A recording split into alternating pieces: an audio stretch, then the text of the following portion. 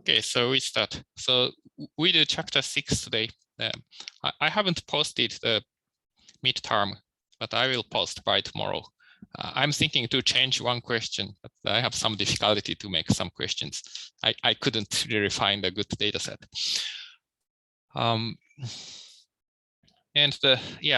So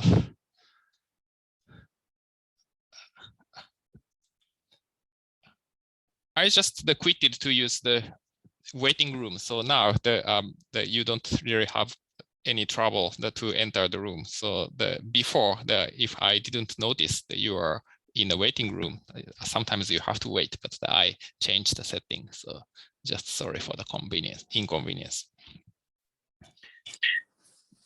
Okay, so do you have any questions?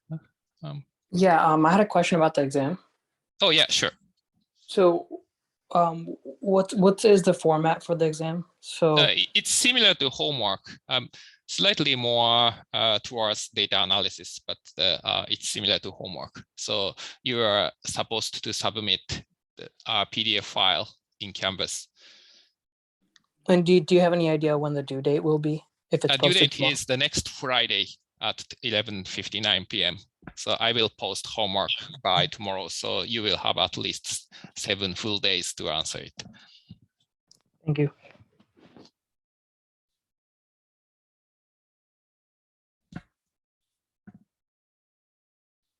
I have a question on the quiz. I think the second question on the quiz was define the classification error rate.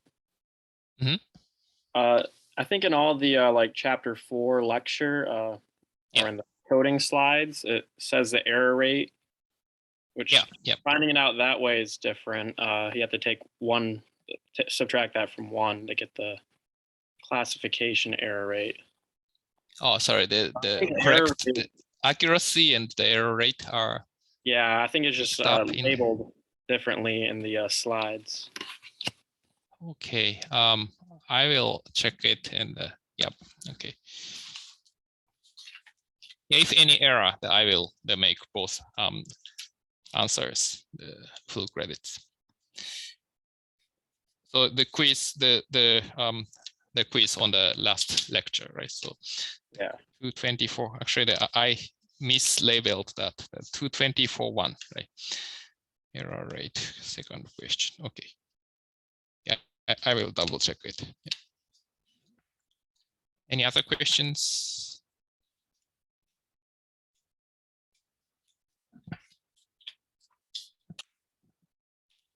Okay, so today's topic is chapter 6. We are entering the new chapter, the linear model selection and the regularization.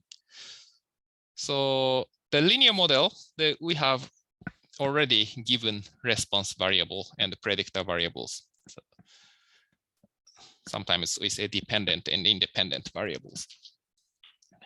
And here we are thinking about to choose the best subset of predictors, or we modify the estimated parameters so that we can get a better estimate. So one is model selection and the other is regularization. So we discuss how to determine the best model among linear models. We will discuss how to determine the best model among linear models.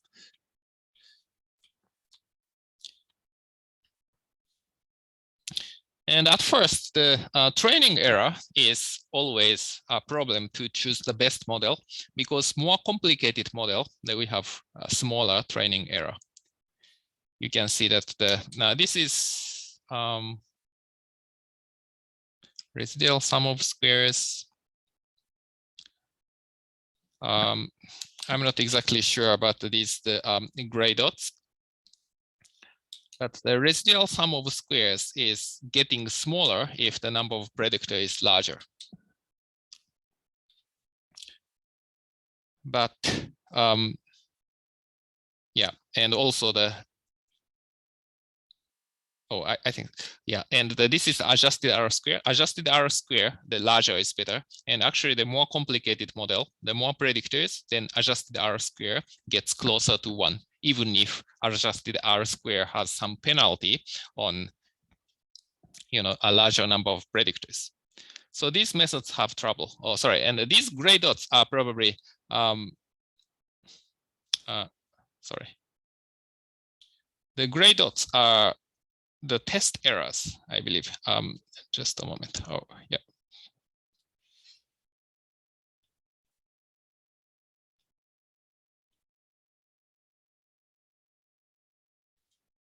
Yeah, so gray dots are test, probably no. I'm not exactly sure, sorry. The gray dots, I'm not really sure. But anyway, so training error is always smaller if model is larger. Adjusted R-square is always larger if model is bigger. So this cannot be used for the best prediction. Yeah, so we have to choose the best model. So what is the best model? So one is the best prediction model. So that means that we can minimize the expected test error. So if we have the test data set, then expected error size is minimized. And the second one is the true model. Usually the true model is unknown, but in some simulation studies that we know the true model. If we generate X1 and X2, X3, and we develop the Y as a function of X1 and X2, then true predictors are X1 and X2, and X3 are irrelevant. So in some situations, we know the true model. So knowing true model is another issue. So assume that there is a correct model among our candidate models, and that we want to identify the correct model with an increasing probability as n goes to infinity. So this is slightly different issues. So especially the if we have not very large sample size and we have predictors, sometimes some predictors have by chance some relationship with response. So it looks significant. That is possible case. Suppose that we have variable x1, x2, x3 up to x1000. And the true model is y is equal to beta naught plus beta 1 x1 plus beta 2 x2. So we know the true model because this is based on some simulation. And in such a case, we should drop x3 to x1000 even if data are available. But if we have this many variables, you can guess that the sum of variables look very significant. Maybe x sub 456 is significant or something like that. And if we pursue the best prediction model, usually it's safer to include this kind of variable if it is, for example, statistically significant in the model with maybe some threshold like 1% or 5%. It's probably better to include the best prediction, to include it in a model, because if we fit model y is equal to beta naught plus beta 1 x1 plus beta 2 x2 plus beta 3 x sub 456 plus epsilon with different data, just the beta 3 becomes small if x sub 465 is not the true predictor. So that means that anyway, the impact is small. If we just mistakenly choose these three variables as predictors and we are given new data set and we fit the data, then usually beta 3 is small, so we don't have any issue. Rather, it's risky to drop x sub 456 if it's a true predictor. So just in case, the best prediction model that includes a little more predictors. So best prediction model is larger or more complex than the true model because the former keeps variables, which makes the prediction marginally better, but are not significant or even significant in some sense. The true model is simpler and the more interpretable than the best prediction model. And we discuss several methods. One is the subset selection. So we have done in, for example, 5030 that the Akaike information criterion, AIC, can be used for subset selection. So we choose the subset of size D of all P predictors. Yeah, so if we have X1 to X100, maybe we choose just the best subset of those predictors. And another concept is shrinkage. We use all predictors, X1 to X100, but we make coefficients smaller artificially. Yeah, so you can guess that this may be useful when we have multi-collinearity. So suppose that the true model is Y1 is equal to beta naught plus, sorry, maybe 3 plus X1 plus X2 plus epsilon.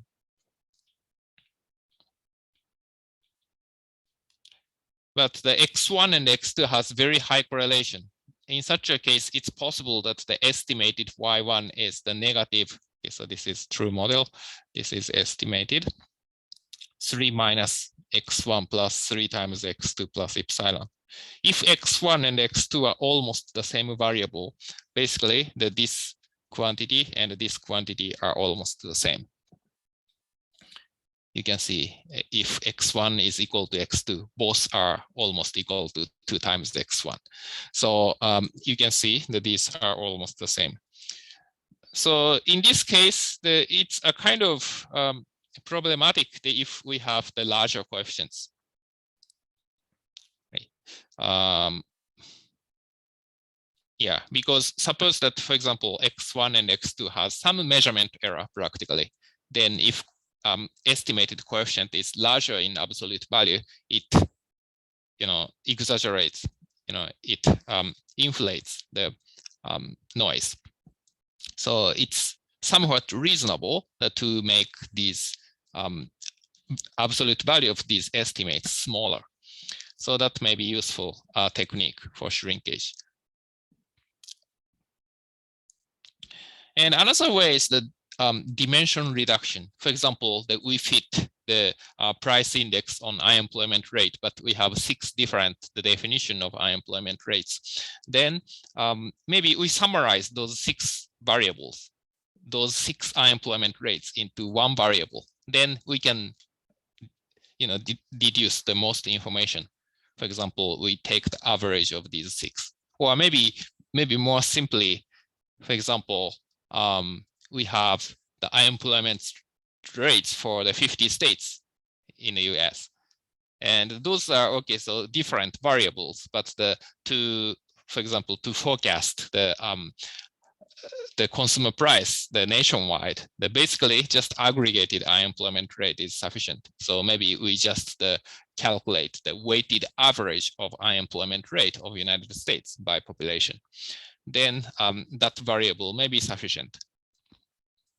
So that is dimension reduction technique. So dimension reduction, not necessarily just one dimensional. So if we have many predictors, maybe we have the several different variables we can get. So for example, we have the unemployment rate for 50 states. Maybe out of these 50, maybe we want to develop several the new predictors such as X1 tilde and X2 tilde and X3 tilde and X3 tilde. Maybe X1 tilde represents unemployment rate for agriculture, or X2 is the unemployment rate for maybe manufacturing, and X3 service industry. And if we have different unemployment rate for 50 states and each states have different share of industry, then we may develop the several meaningful variables. So anyway, so in this case, we have originally the 50 variables, but we summarize this into 3 variables. So that technique may be useful. It doesn't make much sense to, handpick several, states to, the unemployment rates for just specific states to predict the nationwide CPI. Probably taking average or taking some kind of weighted average is useful.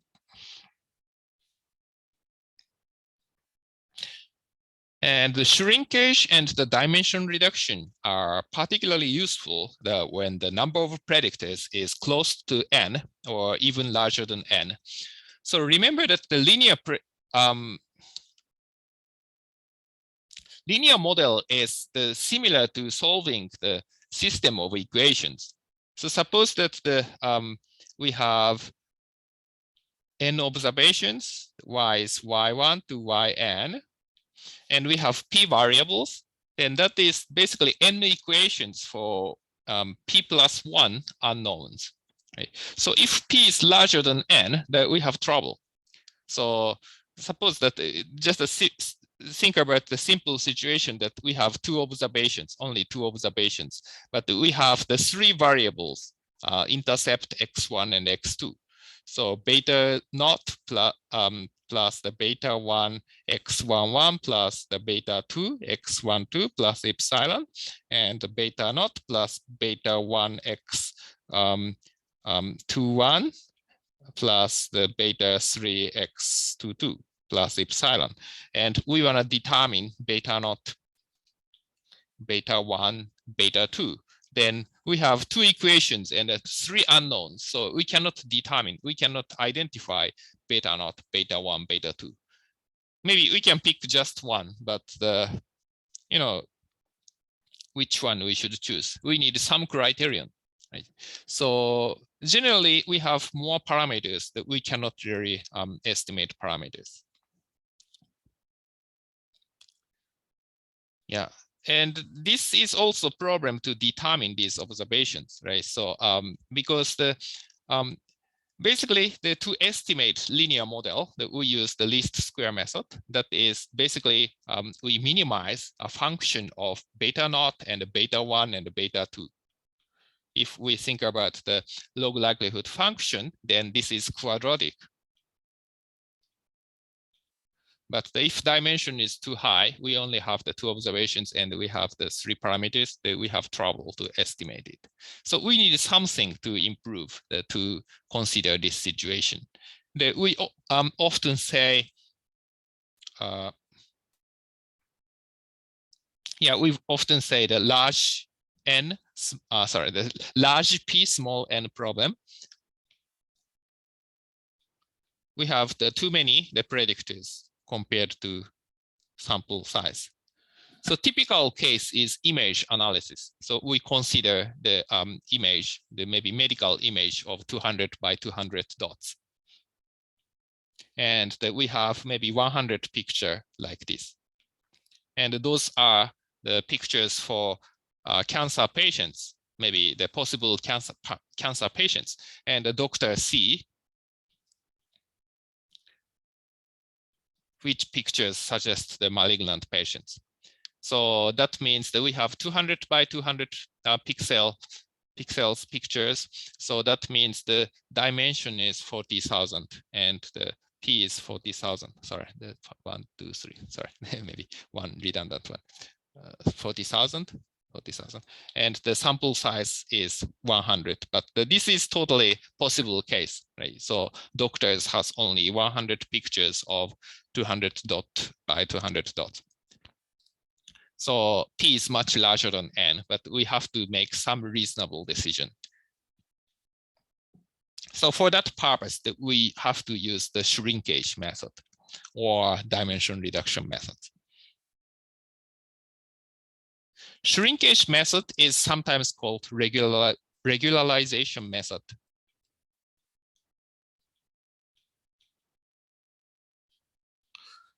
Because the the function is singular. The function have the multiple solutions, the infinitely many solutions if p is larger than n. Maybe in this case, 1 plus p is larger than n. So this function does not have a unique minimizer. But the shrinkage method basically modify this situation and that we define just the unique minimizer. So in this sense that we solve this singularity. So that's why that we say this sometimes as regularization method.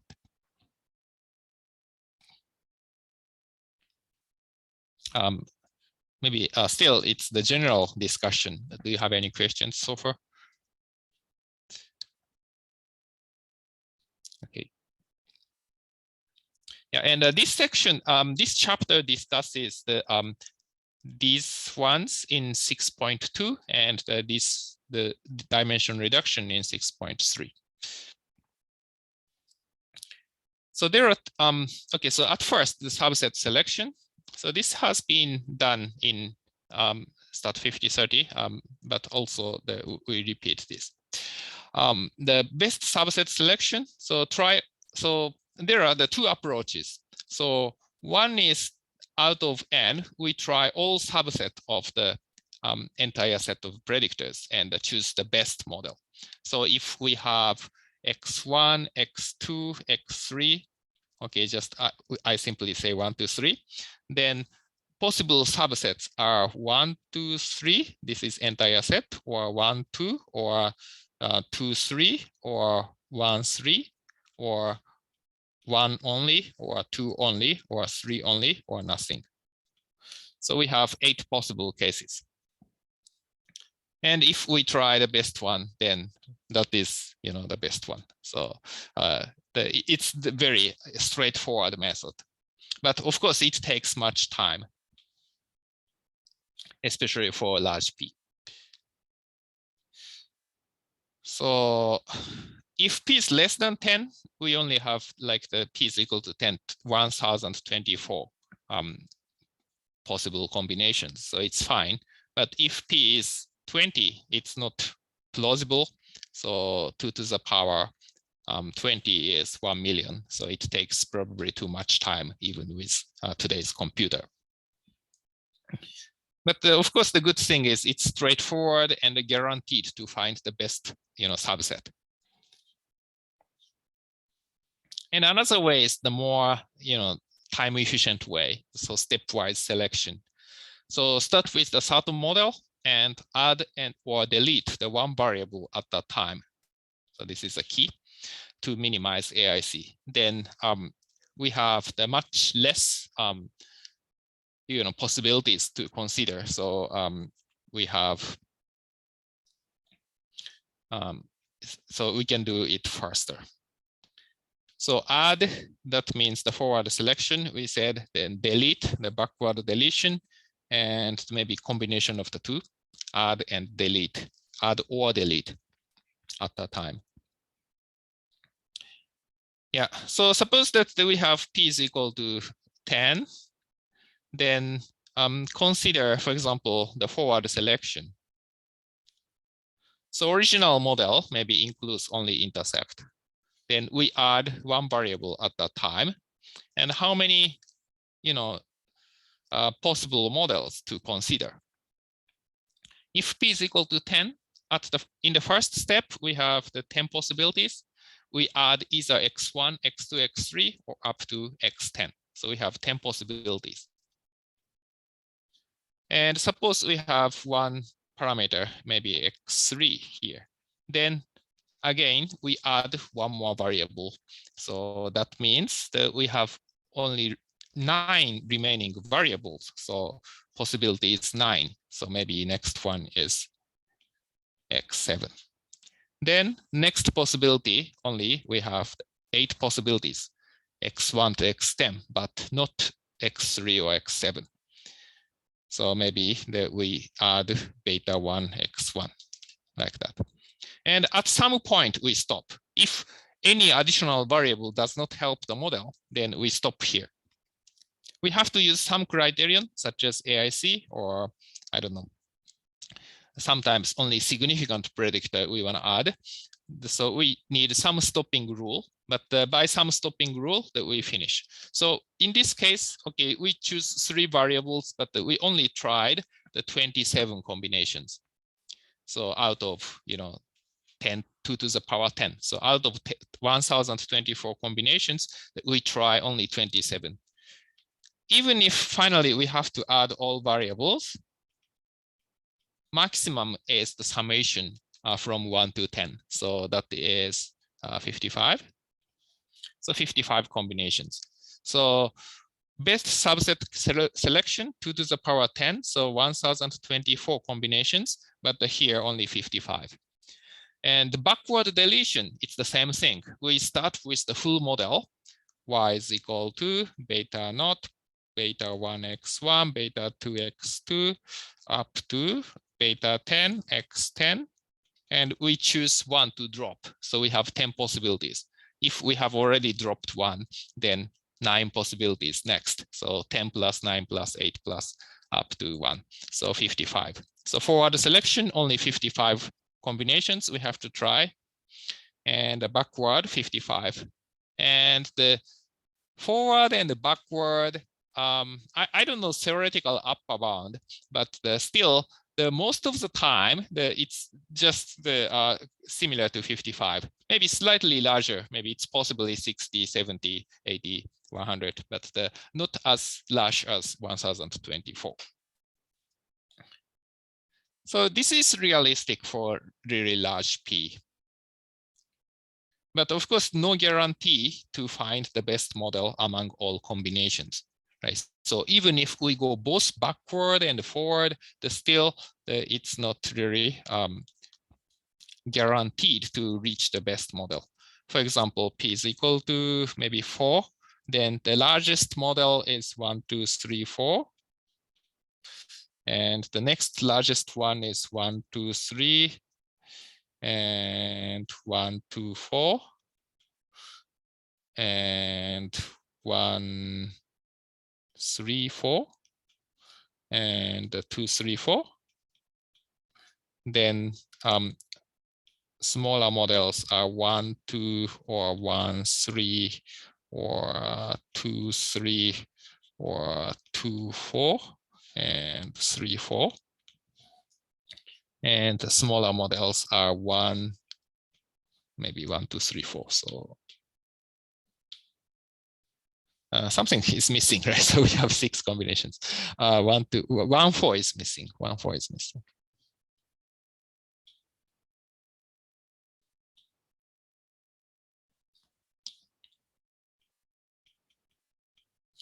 Then 1, 2, 3, 4. 1, 2, 3, 4, and a null model. So even backward, forward selection, for example, we use some criterion such as AIC, and smaller is better for model performance. Suppose. And suppose the best model is maybe 2, 4. 2, 4 is the best model. So we have negative 100 or something like that. But as a single predictor, maybe X3 is the best, like the negative 90. Okay, and the 2 and the 4, that's slightly worse, like negative 80. And maybe 2 and 3 is somewhat good, such as maybe negative 95 or something. And the 3, 4, maybe it's much worse, like negative 70. And this is maybe out of question, such as negative 60, negative 69, or negative maybe 65 or something like that. Then the global optimal model is this one. Maybe we have to mention the other things, but also, yeah, anyway. So then what's the forward selection criterion? So phi to negative 90. Okay, so this is forward selection.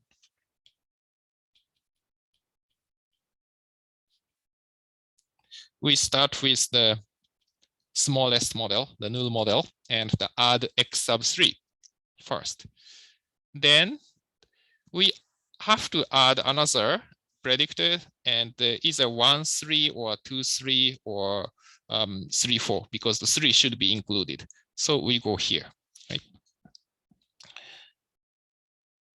Then suppose that if we have 2 and 3, the 4 is not necessary, and maybe 1 to 3 is slightly better, like the negative 98.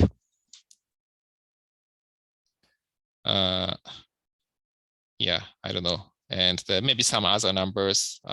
maybe 1, 2, 4, maybe negative 80 and negative 78, and the maybe negative 90 or something. And if we include everything, maybe negative 65 or something.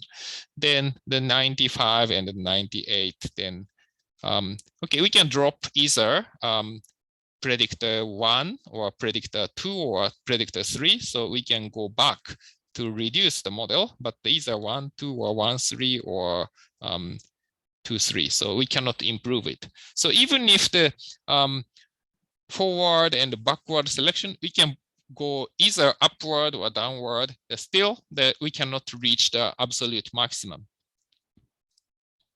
Yeah. If we try these all combinations, all of these 16 models, we can reach the best model. But if we use forward selection, then 1, 2, 3 is the final answer. And the yeah, maybe in this case, the forward selection and the backward selection is the same one. We start with this one, then we end with this one. Yeah. So sometimes we cannot reach the optimal model, but this is a kind of the rare case. Okay. So in this case, 3 is basically the powerful predictor. But if we combine 2 and 4, it's stronger than 3. So in such a case, this selection method, the procedure does not reach the global optimal model. But it's relatively rare, especially for small number of predictors. Yeah. So do you remember or do you know which is faster, forward selection or backward selection? In terms of algorithm, it's very similar, symmetric. Which is faster? Do you have any opinion? Do you know the answer? Start with the full model or start with the smallest model?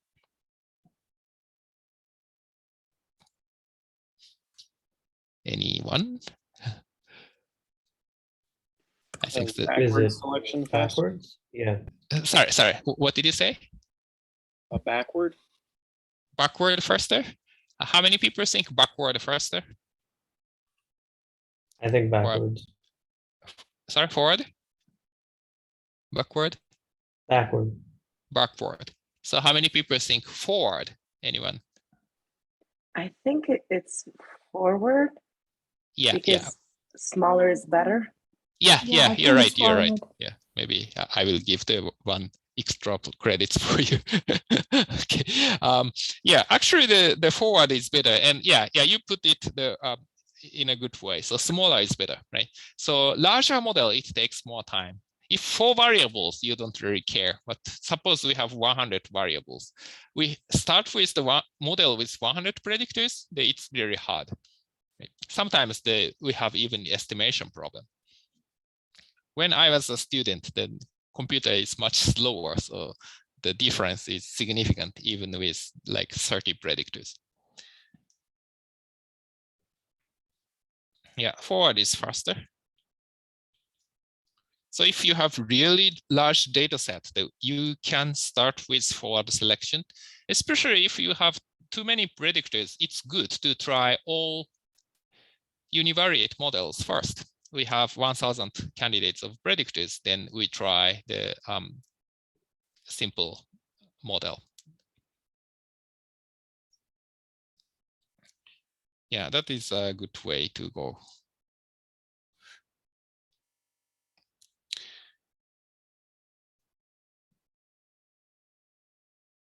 Yeah, I don't know, the people have some preference. When I took an interview with a financial institution, and the interviewer asked me, what's the best way to choose the best model if we have too many predictors? Then I said, maybe I will try the all univariate models, then go on. Like it's similar to forward selection. But he wasn't really satisfied, and he prefers the more regularization method, which will be discussed in section 6.2. I think no unique answer, and even very advanced, the statistical method uses the all univariate cases at first.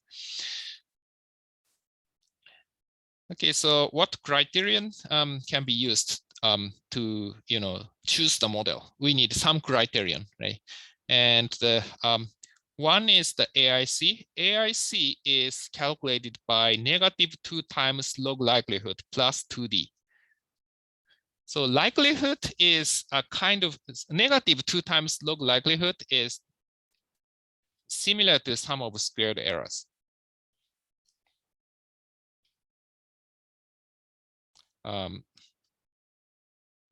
Residual sum of square. So summation of yi minus yi hat, I is equal to 1 to n square. Yeah, the Gaussian distribution, we think about the Gaussian distribution, error size. If error is normally distributed, the log of Gaussian distribution -2, this is equal to epsilon square. So this -2 times log likelihood is basically the sum of squared errors, residuals. And of course, the likelihood larger is better, right? And the sum of squared smaller is better. So the smaller is better.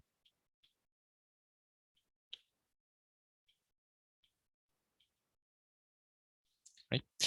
And 2D, but the plus 2D, and the D is the number of parameters, Yep.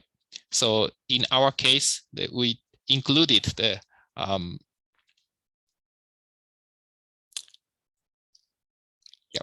we included the intercept, so maybe 1 minus p in the previous slide, but the number of parameters, number of coefficient, I would say, number of coefficients.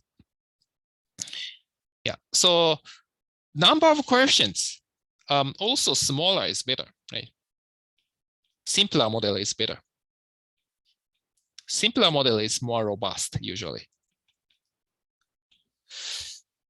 So we balance between these two. Usually model is larger, of course the likelihood gets smaller. More complicated model explains more training error, so the training error gets smaller. So smaller is better, but if we have too many predictors, we have penalty on the number of predictors. So AIC balances between the log likelihood, negative log likelihood, and the number of parameters. A smaller AIC means a better model. And some other criterion, Marlow's CP, we have some typo here, so parenthesis is outside. So this is actually the same as the AIC, so special case of AIC for linear model. I mean, the least square method.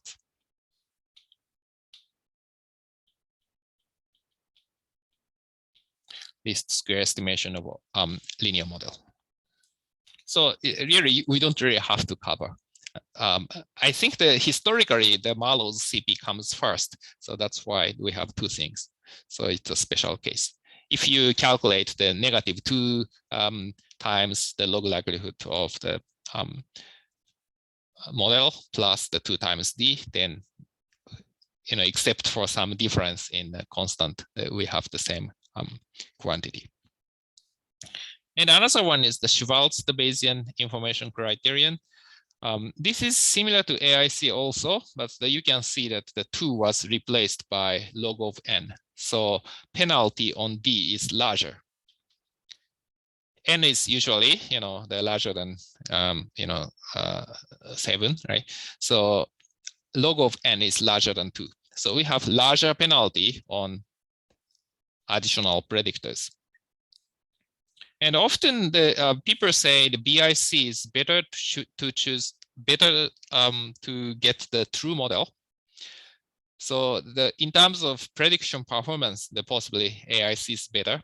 Usually the AIC is better, but the BIC gives a smaller model, and it's good if the true model is, if we want to find the true model.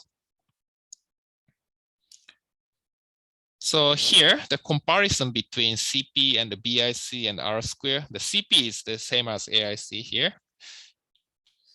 and the adjusted R square.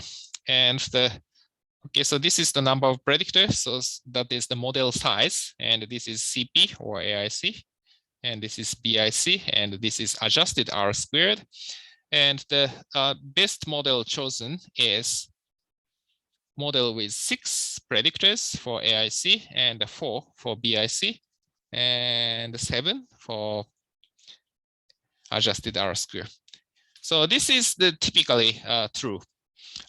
So the R square basically it chooses too many predictors. And AIC choose many predictors that just not to miss any possible predictors. And the BIC can identify the true model better. So the marginal predictors can be dropped. I have the similar question in a quiz for today. So AIC and CP similar, and also the cross-validation. Cross-validation is more computational methods. And cross-validation and AIC both give the best prediction model. So the the final decision are similar for AIC and CP. So the number of predictors are similar for AIC and CP. BIC smaller and R square larger, adjusted R square larger.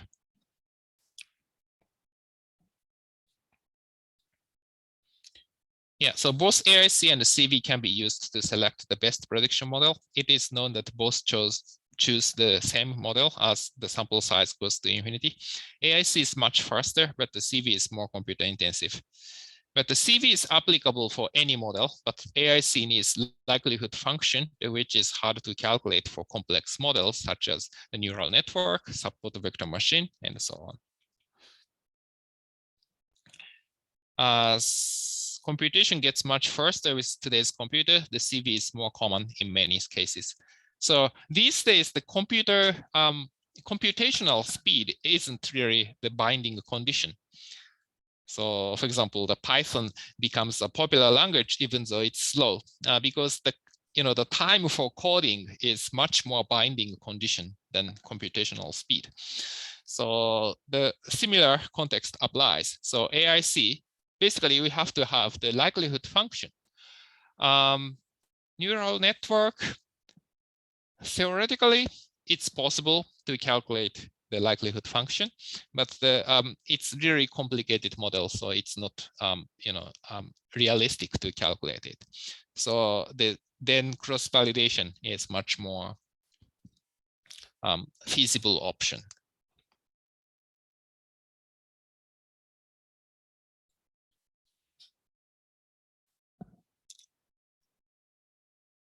Yeah.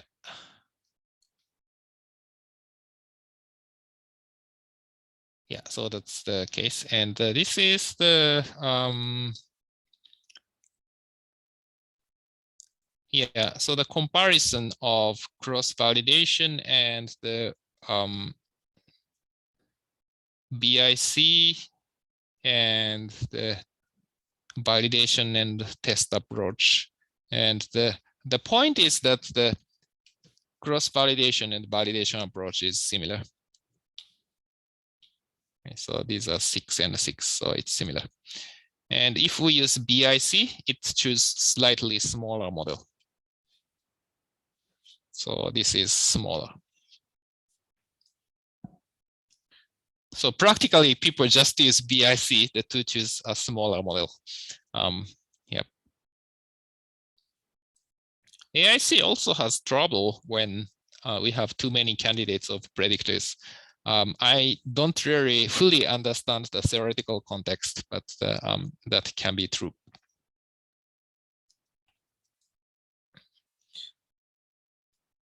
So and the practical question is how to choose the best model when AIC or cross-validated error is getting slightly smaller, like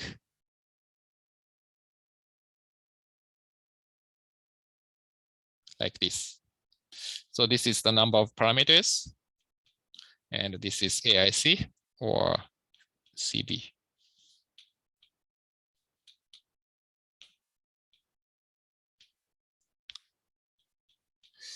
And okay, maybe possibly, okay, so this is smallest, but in a common sense, maybe you can choose here or here.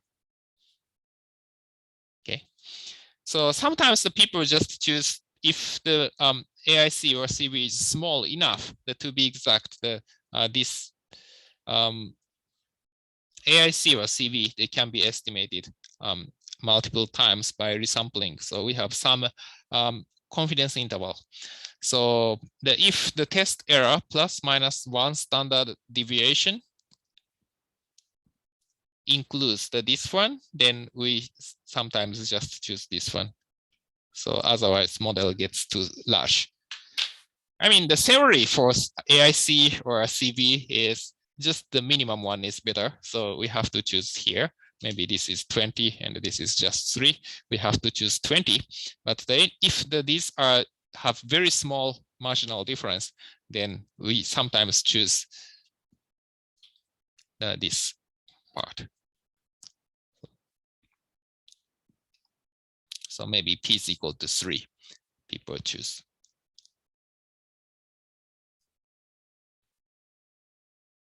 Yeah, so this is the subset selection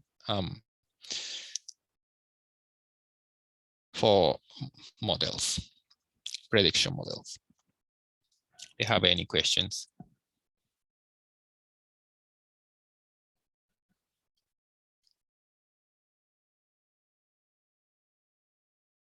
So in short, just you can choose cross validation or AIC. Especially cross validation is useful in our course because the likelihood cannot be calculated sometimes. Yeah, probably I'm asking some cross validation question in the midterm.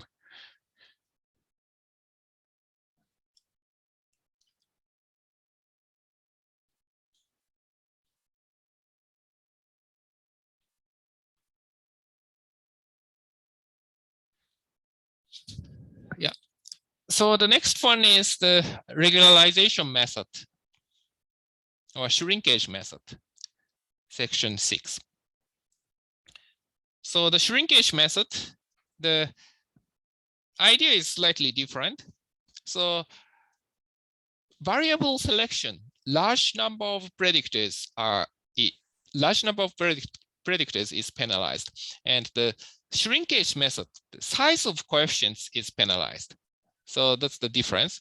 And okay, so usually we want to minimize the sum of squared errors, that is RSS, residual sum of squares.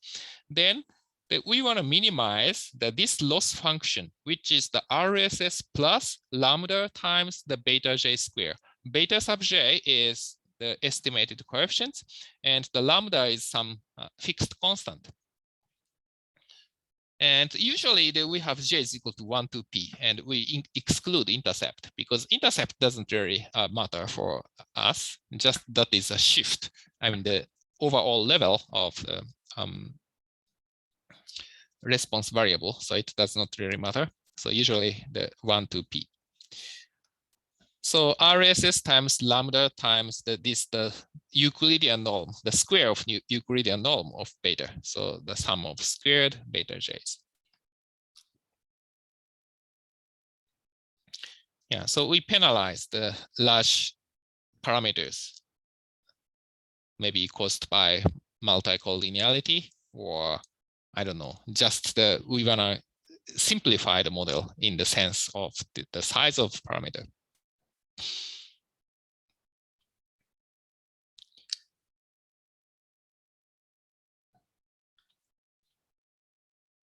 Yeah, I'm thinking this might be useful for portfolio management in investment.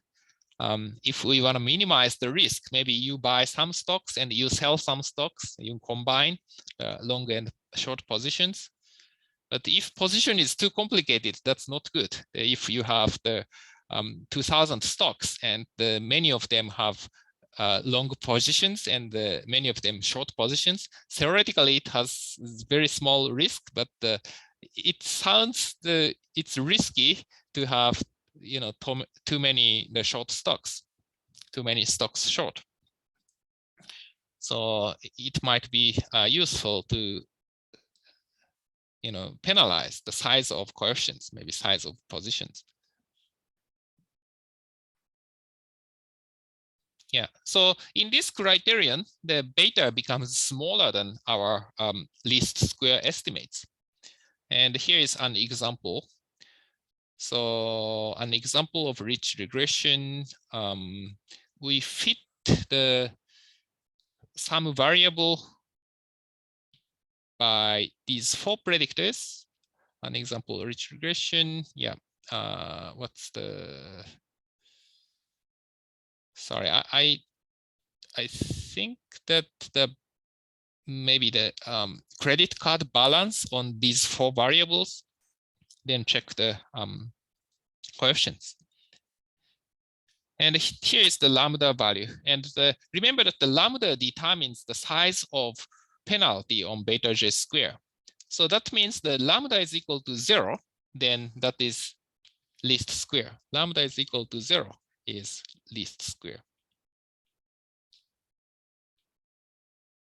And actually here we don't have any point that the lambda is equal to 0, but here is smallest. Lambda is negative, 10 to the power negative 2, so 1 over 100, 0.01. So here the estimates are almost the same as OLS. And lambda gets larger. Lambda is 1, lambda is 100, lambda is the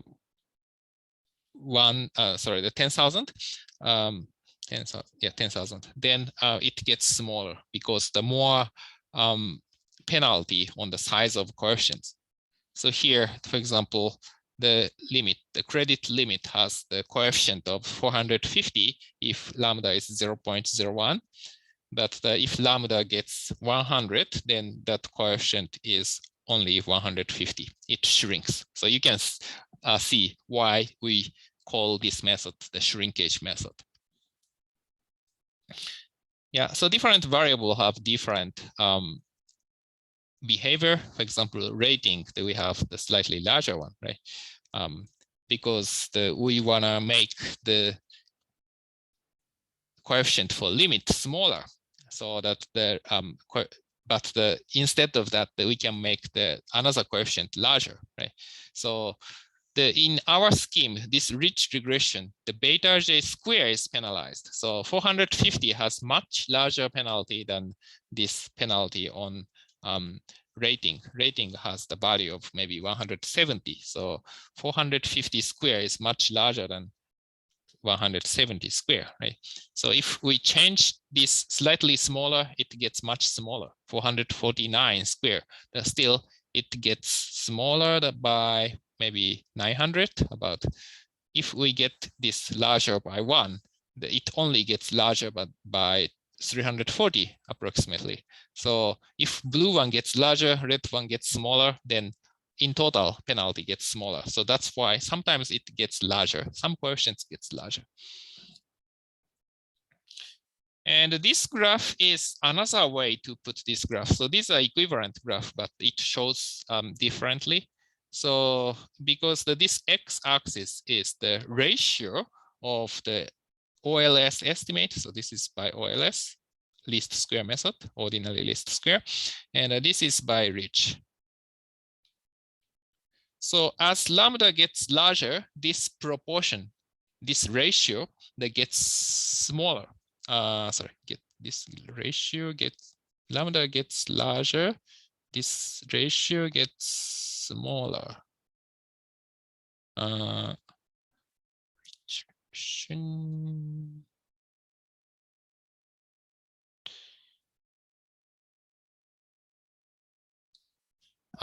Yeah. So this is smaller. Yeah. So I would say that the lambda value is large for this side. Lambda value is small this side. Okay. So lambda is larger. Lambda gets larger, coefficients get smaller. So it gets towards 0, and the maximum is 1. So this graph is good in the sense that this is bounded between 0 and 1. And the lambda gets larger, coefficient goes to 0. And lambda gets to 1, the coefficient gets to OLS. So this is OLS. So this is null model. Infinitely large penalty on coefficients. So all coefficients becomes 0. So it's compact, right? So it's sometimes easier to see. So we have different ways to see the to show the result. Maybe the left one is more straightforward, lambda and coefficients. Right-hand side, the ratio of estimated coefficients and then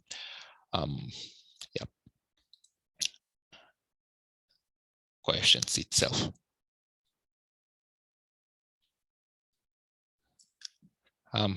Any questions so far?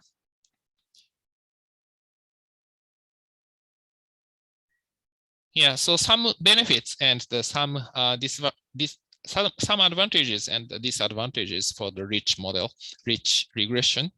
So at first, the one good thing is the it has smaller variance. So we have less noise, and we have the smaller variability in coefficients. We don't have the multi-collinearity. We don't have severe multi-collinearity.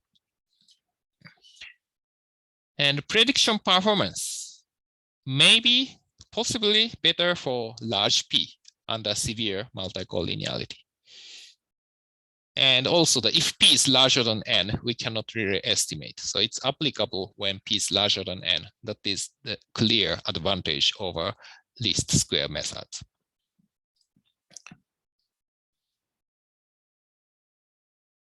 Yeah, so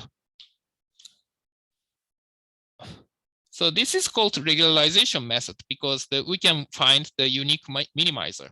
So if we think about the least square,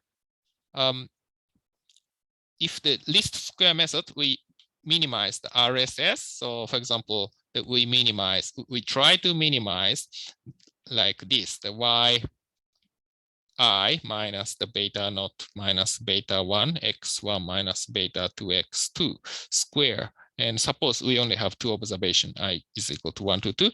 We have 3 parameters and we have the quadratic equation, but we have infinitely many solutions for beta naught, beta 1, and beta 2. But if we add rich term, lambda times the beta j square, j is equal to 1, 0 to 2, then this becomes just the usual quadratic function of beta naught, beta 1, beta 2, and we can find the minimizer. So this is called the regularization term. So this term that makes everything regular and makes one unique minimizer. And benefit much faster than subset selection of all combinations. Yeah, so this is more quantitative methods, and we don't have to add drop variables. We don't have to choose all subset selections. So much faster than subset selection. So that is possibly an advantage for prediction performance if we have large P. Anyway, we cannot try all combinations. And cons of rich regression against linear regression. So linear regression has good properties such as unbiasedness and consistency. And the rich regression also has I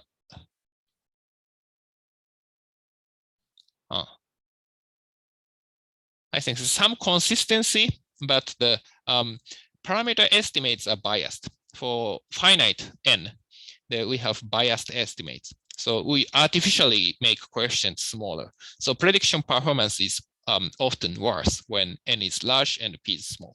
N is large and p is small is typical situation.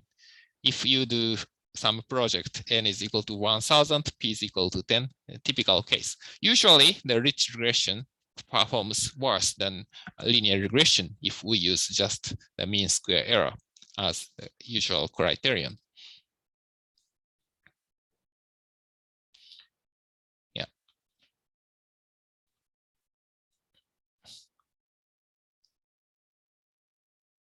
Yeah, so here is the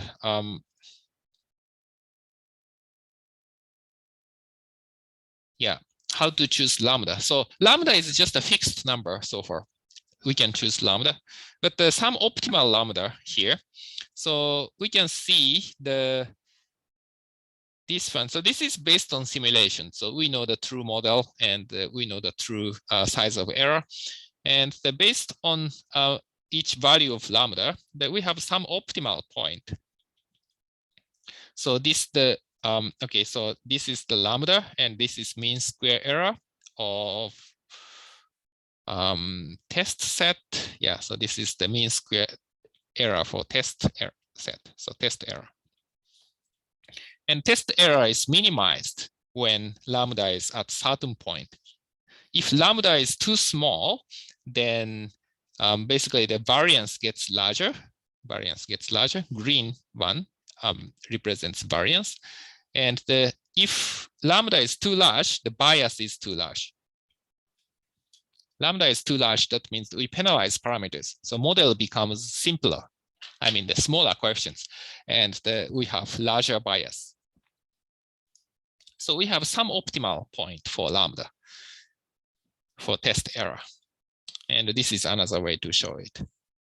So to choose lambda, basically we have to do cross-validation. Test error is similar to cross-validation, cross-validated error. So based on cross-validation, we choose lambda. So yeah, we choose lambda.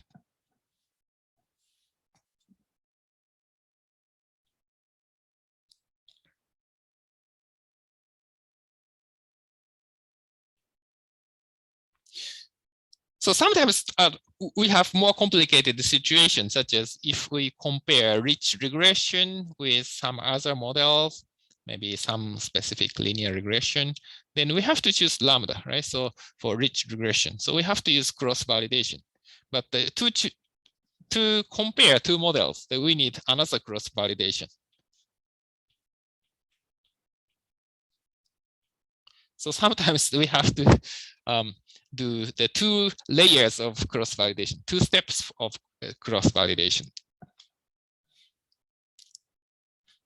We have to compromise at some point, otherwise it's too complicated. But it's sometimes necessary to do cross-validation sequentially. Yeah, and another problem for the rich regression is the standardization of predictors. So suppose that the y is equal to beta naught plus beta 1 x1 plus beta 2 x2, and suppose the unit for x1 is centimeter, right?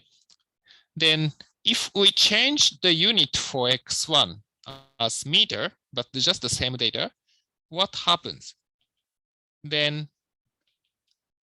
this becomes meter. So that means the x1 gets 100 times smaller. So that means the beta 1 becomes 100 times larger. So these are exactly the same model, just that we measure x1 in centimeter or x1 as meter. Maybe x2 is kilogram or something like that. Okay, so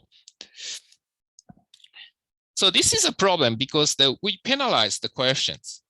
Okay, so if we use the first model, the penalty is just beta 1 square.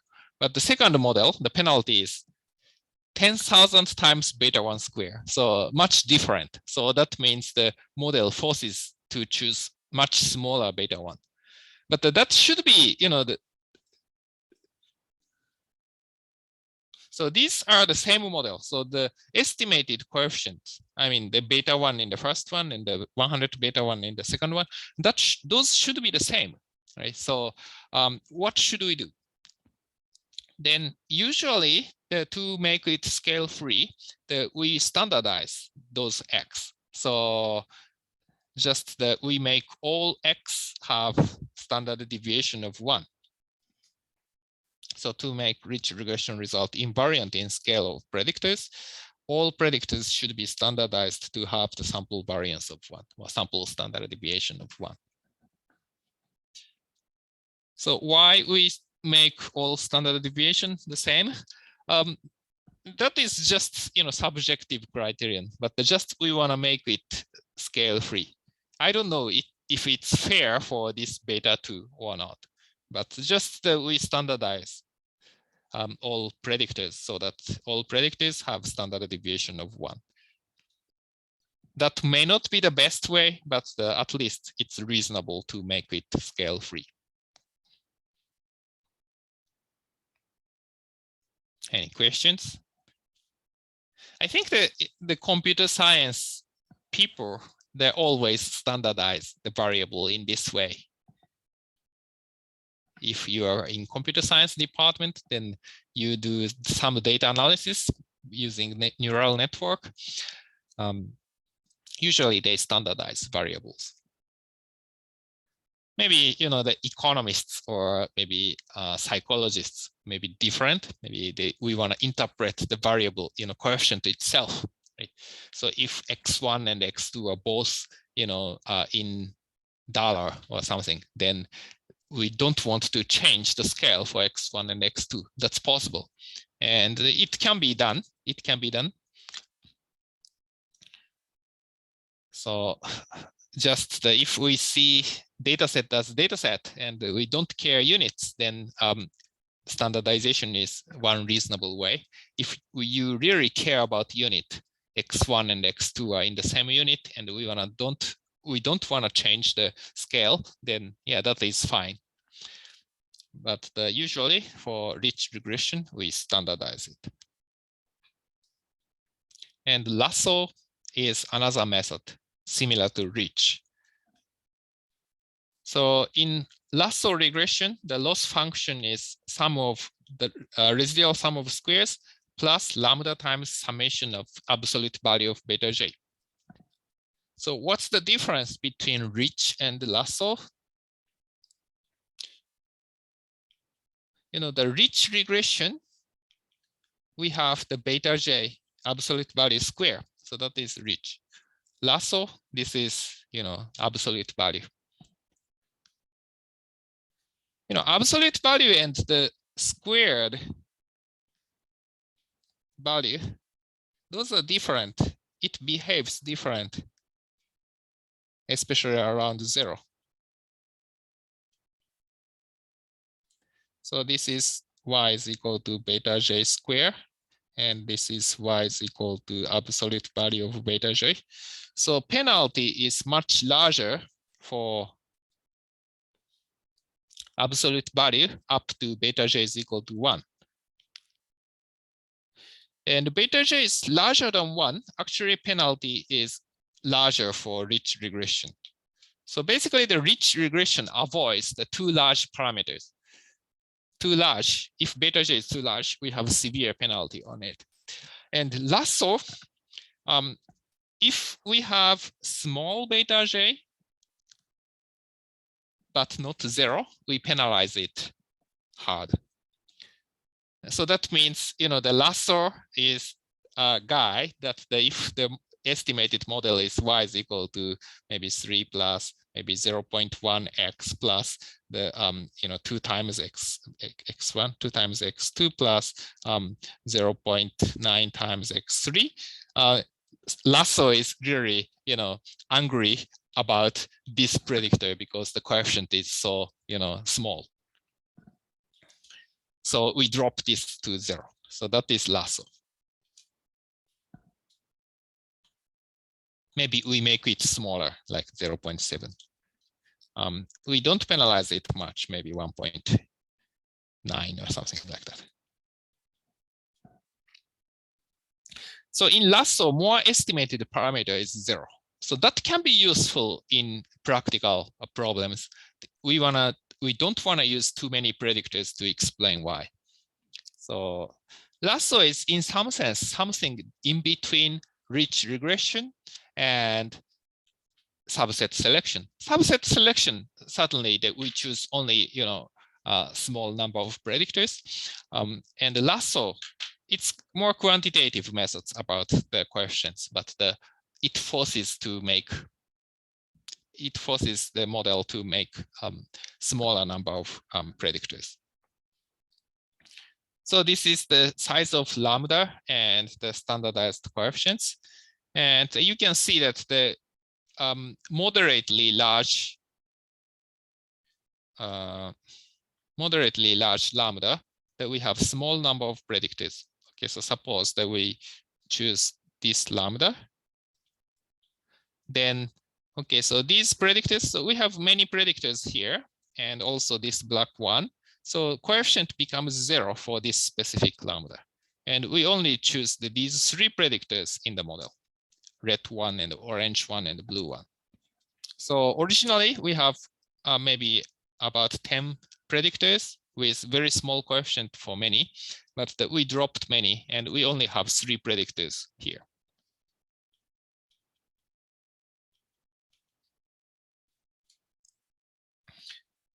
In usual least square, we have probably 10 predictors, but only 3 predictors here. So this is another way to show. So the x-axis is the ratio of estimated Lasso coefficients over OLS predictor. Finally, both Lasso and the rich regression have no predictors. All coefficients becomes 0. Yeah, so that is the difference between Lasso and the rich regression. Lasso has more parameters, parameter estimates equal to 0.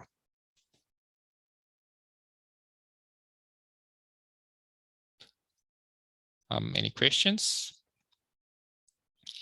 This is a little more mathematical, but the parameter estimates of Lasso can be obtained by minimizing the residual sum of squares under this restriction for some s. S is a function of lambda.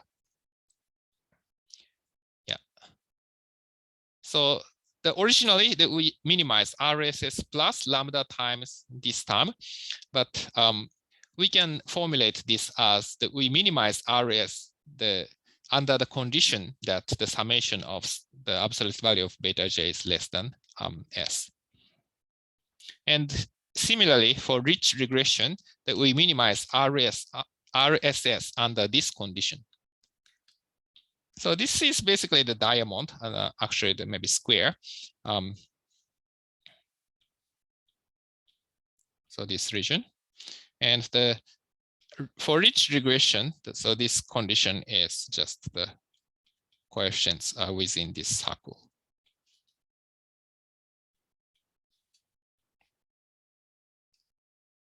And this also explains why Lasso makes more parameters equal to 0. So this is the likelihood function, contour of likelihood function.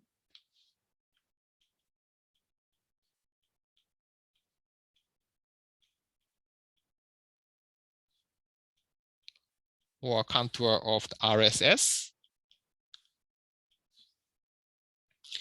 And by the previous slide, basically we minimize this one under this condition. So beta 1, beta 2, the pair of beta 1, beta 2 should be within this square. If we have 3 parameters, maybe within the cube, and so on. And this is for rich regression. So basically, we minimize RSS, or we minimize negative log likelihood, maybe negative log likelihood, under this condition. So basically, so this point minimize the likelihood function, right? So yeah. So if the outside of this circle, you know, the RSS is larger, so negative log likelihood is larger. So this is the smallest possible point for negative log likelihood. So that is on B2 axis. But for rich regression, since this boundary is circle, usually this minimizer of negative log likelihood isn't on beta 2 axis or beta 1 axis. You can see that this is circle. So just the by chance that it touches, so this contour touches this blue circle on the axis, that probability is almost 0. But on the left figure, since the even though this is the convex, this is a kind of the node which is more likely to be hit by the contour. So that's why we have more parameters equal to 0. In this case, beta 1 is equal to 0. So this is another way that to explain that the lasso has more parameters equal to 0. Yeah, so these are the explanation for lasso and the rich regression. Maybe I have several slides to be left, but I think you can answer the 2 questions for today's quizzes. So lasso and rich regression makes parameters smaller, but the lasso makes some parameters equal to 0. Rich regression makes larger parameter, the smaller, but the smaller parameter, we don't penalize it. So that's it for today. And the next time that we do some exercise, I mean the lab session and some lasso and rich regression in R. Okay, that's it for today. And this, yeah, so the homework will be given by tomorrow and the due on next Friday. Okay, so see you next week.